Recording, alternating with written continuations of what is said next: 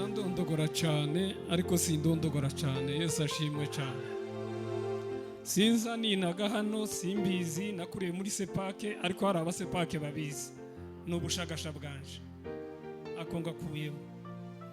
Shima Imana yuko uno mugabo ampaye umwanya, Imana iguheze umugisha. Ubuheruka nasenge hano ndi mwana yegereje ariko ndaco byambwiye. Ndagushimiye ko waniyegereje kubera ko waniyegereje nco catumye nasaba n'umwanya wo gushima. Ariko ntanaco bizabimbwira. Ikiza kigico kimbwira n'ingeso zanje. Naho niho nza ndindira, ni naho nza ngwanira, nimbona ndatsinze kageza muri Kanani nzashima Imana. Igikurikira nshima Imana kuko nateranye hano muri Kenya. Yesu ashimwe cyane. Sikubushake bwanje, sikubwenge bwanje, ikumbaraga z'Uwiteka. Hari amagambo menshi na foto hano ariko bashitsi baragoye mwuka gira Imana. Ayo magambo na foto nkiyo mbona umwanya ngo nyavuge byambera neza. Ko numva mbaye ndibwaribwa. Ariko reka ntamubuke. Burya muzamubona mu rusengero hari ahantu abashitsi bazabahanga amaso niyenda abandi bataye bahanga amaso. Uko abantu bose basimbye kandi bamera neza. Ariko hari ipenda umusaza yavugije bukeya numva ko rirankurura. Timwumva ko mwariko mutekereza ko nobana ariko ndeba umusore ariko narebye umusaza. Yesu ashimwe. Jewe ndi umuntu wavuye muri Kongo ngiza kanya mpavuye mu Minembwe ni iwacu ariko ngiza kanya mu nzira. Yesu ashimwe cyane. Ariko hari igitabo bakozeho Chester ndagikunda cyane, uriya muvuga butumwa Imana imuheze mu gusharika nawe ntaja kwibagirwa. Ariko reka mvuge ibyatumye mpaguruka gushima. Nabaye nicaye mu Minembwe mu ntambara, umwana waje amuteribuye mu jisho, ijisho rirahuma, iki cyose muye mona cirabura kibumwero. Hari intambara imeze nabi cyane. Ndamuzana nakabwayi rirabagwa rirabona n'ubu karabona namusize mu Bugande kariga. Yesu ashimwe cyane. Umuntu ukeneye umukwe mwiza aje mu Bugande. Kandi si mwiza inyuma ngo umutima arasigaye cyangwa umubwenge arasigaye. Hose yameze neza, ico si igipindi ukeneza mubereka. Yesu ashimwe. Ijambo rikurikira.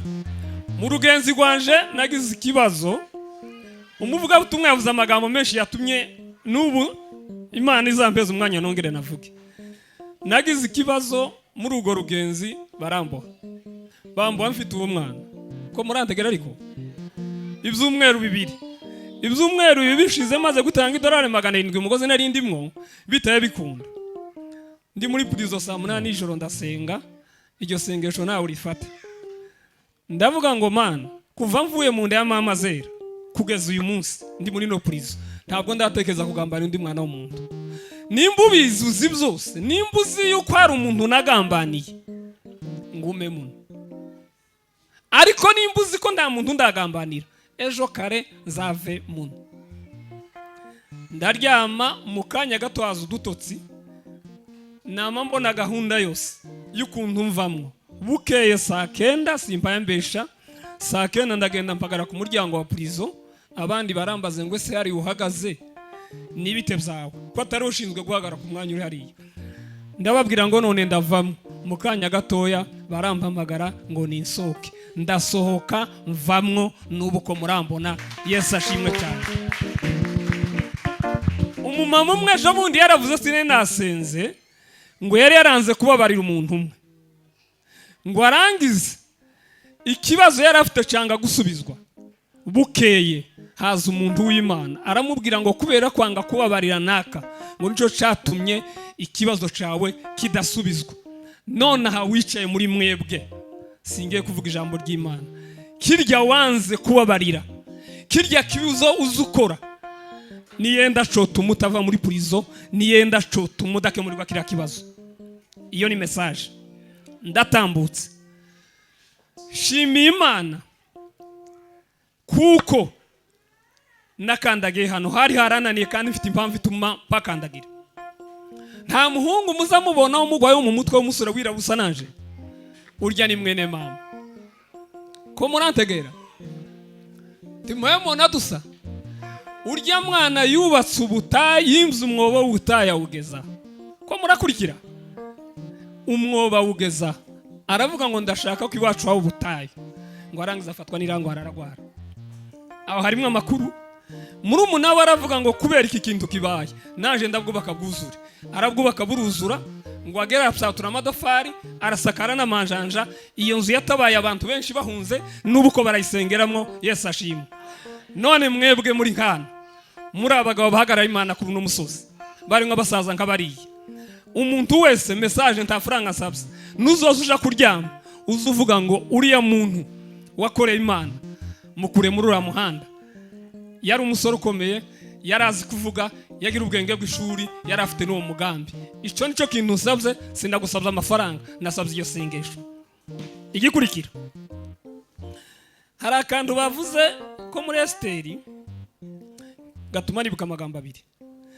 Uyu mugabo Hamani wari kuteganya gutundika Moridekayi, umujanama wiwe yari umugore we bita nde? Zereshi. Uwo mugore ni mubi, ntiwoba uri Zereshi. Wa mugabo itegeko rimaze gusohoka bihindutse, umuntu wa mbere wamubwiye ngo ni Zereshi. Abagore ikibazo cyabo, umwami Ahasuwerusi amaze kuja ku ngoma ateguye ifete, yaramaze agaburira abantu iminsi 180. Ikintu yakoze, yateguje ibirori ngo abitegure, uwamugandiye ni umugore wiwe. Amakuru y'abagore nimba navuze hari n'ay'abagabo, kandi abagore ni beza. Abagore babazaye umwami Yesu nta mugabo, abo bantu wobanga, ariko yarakiraniwe. Tubwirakiranirwe nkawe. Message yini ntanga, hari imvugo uwo munsi nje nari mu madegu tafu yari hano nima, ngo arangiza aroga ngo turatsinzwe, twari tuzi ngo natubanigiye, ariko abana babagiye bakoze iki? Baratabaye. None ntukazamvuga utatabaye, uririya nuri hano murasa. Uzuzana iyo mvugo avuga ngo uriya ni muzimu, mwese muri bazima. Iyo message muzayitange. Mukurangiza, ese kirimaze amahoro namara kuba umwana wakaba yarize Icongereza, uriya munyamuka azosura sobanura umuzungu wawe ari hano yarize, bose barasa, nta urutundi. Ico kibindi muzagikuremo. Mukurangiza, murya munywa, muzamwibuka ko Yesu azaza azagusangaza hote. Murakoze.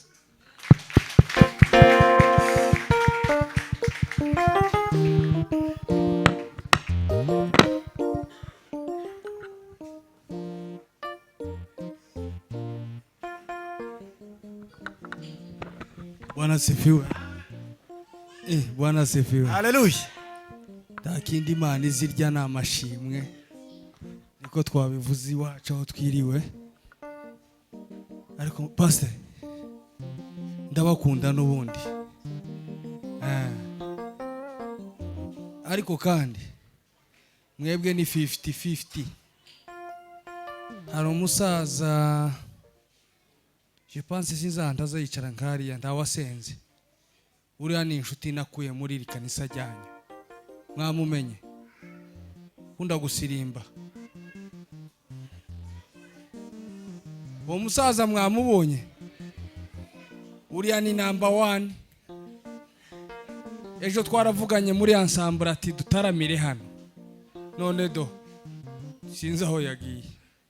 Ariko kandi shima Imana ko yampaye iyo nshuti y'uriya musaza, kandi tuzaduhura mu gitaramo c'abasaza. Undebere nije mutoya mu gitaramo c'abasaza hano Kasarani na Kayore na Kitengera.